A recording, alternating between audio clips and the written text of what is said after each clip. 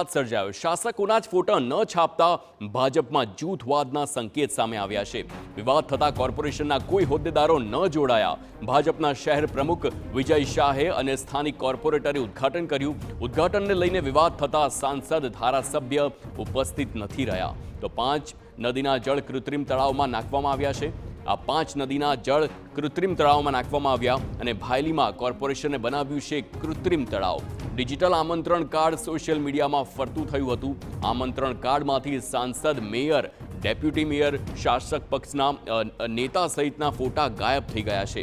તો મનપા સાથે જેમને કોઈ લેવા દેવા નથી તેવા લોકોના પણ ફોટા લગાવવામાં આવ્યા, પરંતુ શાસક પક્ષના કોઈ નેતાના ફોટા હાજર ન હતા, જેથી કરીને હવે વિવાદ સર્જાયો છે અને ભાજપમાં જ આંતરિક જૂથવાદ સામે આવ્યું છે।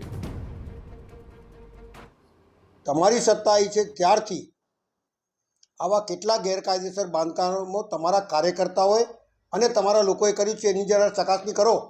શહેર સુધારવાની જગ્યાએ તમે લોકોએ શહેર બગાડી નાખી અને તોય છતાં હજુ બી સુધરતા નથી અને હજુ બી તમે લોકો ઉદ્ઘાટન કરવા જાતો તો કઈ કાયદા હેઠળ તમે જાઓ છો એ તો બતાડો જરા।